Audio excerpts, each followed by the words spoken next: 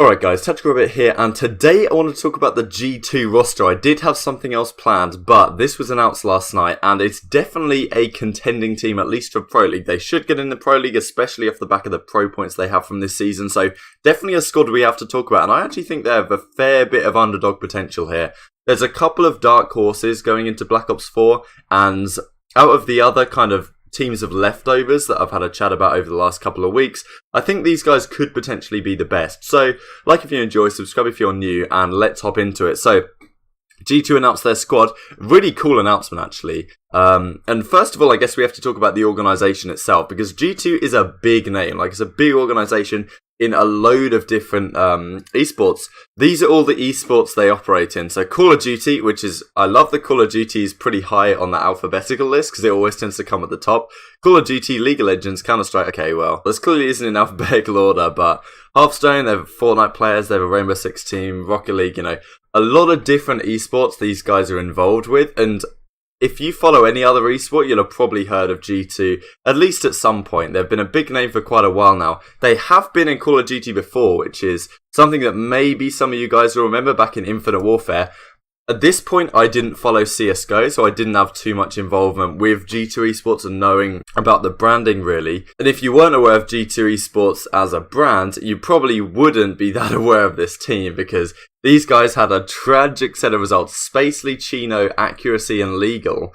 Then they decided to drop Legal for Pac-Man for Dallas, and, you know, that's never going to go well, is it? So they max out top 24 before G2 leave Call of Duty. They were also in Call of Duty a couple of years prior, back in Advanced Warfare, with when they were known as Gamers 2.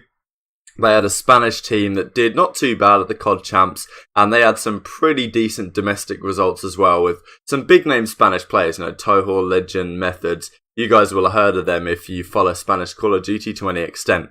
So this new team, just to be clear, I click show team here, it splits it onto two lines for some reason, but we have Blazt, Ricky, Decemate, Faccento, and Chino on the team. So there's a kind of mix of chemistry we have. I swear Decimate looks exactly like Buzzo. I got confused for a second. Couple of different duo ships we have here. Faccento's kind of the odd one out on the team, but Ricky and Blazt were teaming together on the Complexity lineup from last season with Sensor and Dashi, at least at the end of the season. Decimate and Chino were teaming at the end of the year on Envy. And Blazt and Decimate, I talked probably in one of the very first Rostermania Rumours episodes, you know, almost 2 months ago, that these guys were planning to be a team of two for the new game, and it turns out to be that way. They've known each other for a long time in Search and Destroy tournaments, these sort of ideas. So Facento's kind of the odd one out, but we'll talk about that down the line. Let's start with Chino, because he's the player that was on this team back in the day. So to some extent, they've gone back to Chino, and, you know, I guess they thought he was a good individual, a talented player, and also something they could work very well with. So they've gone back to his team, because certainly there are other teams on the market they could potentially pick up. Let's have a quick look at the pro point standings. These are just a few. These are from 6 through 11, so the teams above this, you know, your Phases, your Envies, those sort of guys. LG. G2 Esports are sitting here at number 9 on plenty of pro points. And then you have Madcat's team, which still don't have an organisation here. Alex, Dave, Josh, Madcat, PT. So there's also a 12 team below this, but this hasn't been confirmed yet, so I didn't want to put it in here. But G2 are going to comfortably make pools, and Madcat's team should also comfortably make pool play as well. So there were certainly some options for G2, whether they go the European route or they go the American route. And maybe their past relationships with Chino swayed their decision to some extent. And they've definitely got a very decent team. So let's start with Chino. He had an awful lot of success at the start of last season. You can see back here on Infinite Warfare under G2, top 24, then it goes down to top 28 under Ghost Gaming at Anaheim. And then, snap of the fingers, he's back at Dallas. Like, he didn't compete towards the end of the year, Chino, it seems. Back at Dallas and New Orleans, wins both events under Team Caliber. Theory, Accuracy, Chino, Kenny, we all know this roster. Came out of nowhere to win these two events, and Chino still had decent results towards the end of the year. TK did okay at stage 1, and then towards the end of the season, he had a pretty good result under Envy at Champs. Now they've left that organisation. Of course, Hook's staying, bringing in the old Evil Geniuses squad. I'll link those videos down in the description if you're interested. So Chino had some real highlight moments this year. That like 6-piece against Red Reserve to win them the Gibraltar map was a crazy one. He was going off for the start of the year as well. When you look at his stats for the entire season, he's actually down here at a 1.03, which is far from incredible, but he was pretty much always playing second fiddle on the teams that he was on. I think that's the key feature of this roster, that basically every player here, no, they weren't the star player of their team to any extent. Blazt and Ricky, they were on complexity, they were effectively supporting and trying to set up Dashi for as much success as possible. Decimate and Chino were, Hook was the big star on that team. And then Faccento, he had Temp, Saints and Accra on his squad, so he's definitely going to be taking a backseat role as well. And it will be really interesting to see which of these guys can step up to the plate in that sense. Who's going to become the new star player for this team? Because we guess Faccento is going to be the leader of this squad. Who's going to step up to the plate in the slaying department? Because if you look at these guys' average KD from the last season, it's not pretty at all. But then again, would you expect it to be pretty given the other guys on their team? Without those players, with the leash off, how far can they go? So Chino joins the team. I think he was expected on Envy to take up some kind of a leadership role. We kind of know that Classic isn't the most vocal player in the world, and certainly someone like Decimate, being such a young guy, you wouldn't expect him to do that sort of thing. So Chino, I guess, was expected to be the leader, but I really didn't feel like this Envy squad had much leadership in any sense at all. And I feel like Chino operates better when he has someone else taking over the reins on that front. So back on TK, you had Theory and Accuracy, both very vocal players. Chino didn't have to worry about the leadership style too much. He could just focus on his play, and he was superb at the start of the year. So I'm hoping similar things will happen under Faccento's guys. I think G2 have made an intelligent decision. There's an argument that says, well, okay, these are just leftover players, they got who they could, and Faccento, after having a bad year in World War II, maybe it was a decent opportunity for them, especially given his experience of going really deep in tournaments, especially CoD champs. Or there's an argument to say that they actually built this roster and decided that Faccento is definitely the best fit for the circumstances, rather than just being the biggest name free agent out there. I doubt G2 Esports would want to return if they didn't think they could get good success from this roster, so I doubt they'll place top 24, put it that way. So let's go through the stats here for a second. When you average the stats, it's not pretty at all, as I said, but then again, you do have to take into account the external factors. But just to go through them, Chino's at a 1.03, Decimate's down here at a 1.02. Decimate was actually a really impressive player for me. He played the first half of the season kind of mediocre. When he went on to Envy, he did actually have some really good performances at times. His Search and Destroy KD's right up here at a 1.14.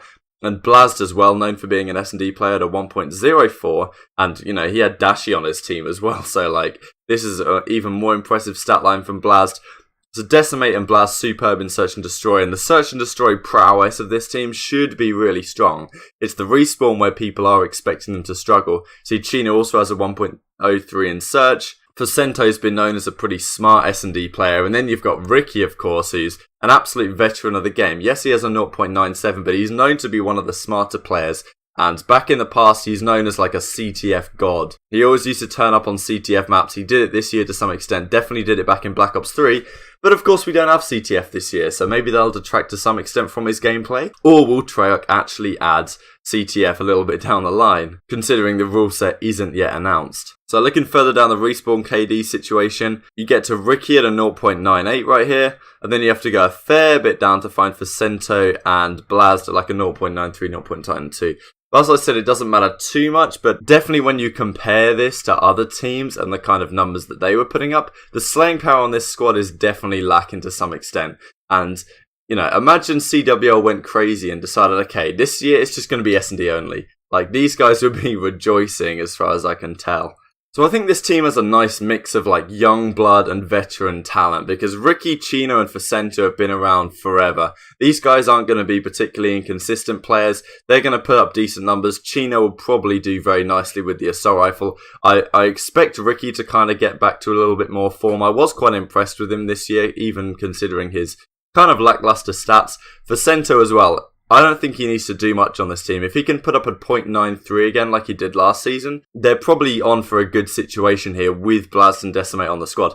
Blazt was a very inconsistent player last year.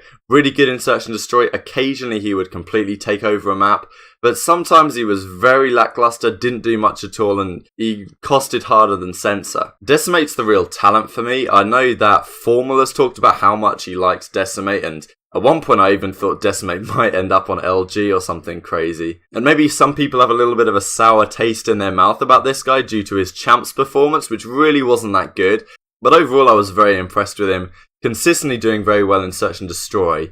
And again, towards the end of the season at Champs wasn't quite as impressive, but getting that opportunity on Envy that he did, now going on to this G2 team, is a great opportunity for him to prove himself. And I'm expecting Decimate to be the star player on this lineup. They need to build around him to some extent. We talk about the role situation as well, like the AR heavy meta right now could really favour this team. Faccento was using a main assault rifle towards the end of the year because Aqua kind of went into a more flex role, a little bit of an interesting situation.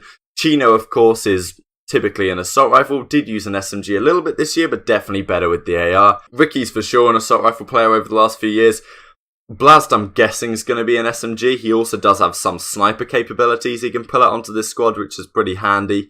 And Decimate, I think I've seen him do very well with both weapons. Of course, if the meta stays as it is, he'll probably have a Maddox in hand. Otherwise, if things go more fast-paced and more SMG-focused towards the end of the season, which is a trend we tend to see, more and more SMGs tend to get brought out, I'm pretty sure Decimate will adapt nicely with any gun. So, comparing this squad to the evil geniuses, guys, we have Saints, Goonjar, Royalty, Lacefield, and Felony. That was the squad that I dubbed the leftovers, basically. There was some previous playing experience on that squad, but pretty much that was a mishmash of players who have been pretty decent. This squad actually looks like it's been refined and designed. There's players that have played with each other in the past, there's some previous chemistry.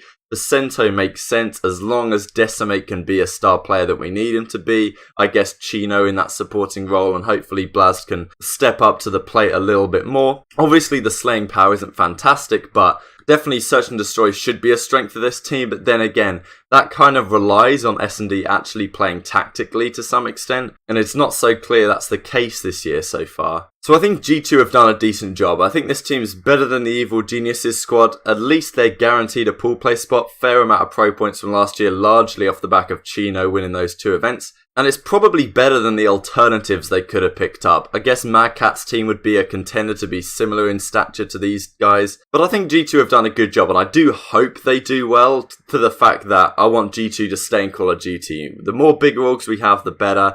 And the chance of G2 potentially getting a franchising spot next year is pretty exciting, of course. So, like if you enjoyed, subscribe if you're new. I'd be interested to hear your thoughts on this down in the comments below. Seems like a little bit of a mishmash, but when you look at it more closely, maybe there is some reasoning behind this squad. And okay, the slaying power isn't necessarily there, but considering pretty much all these guys were playing a supportive role to some extent last year, who knows what could happen when they finally get to shine in their own right. So thank you guys so much for watching as always, and I'll see you next time.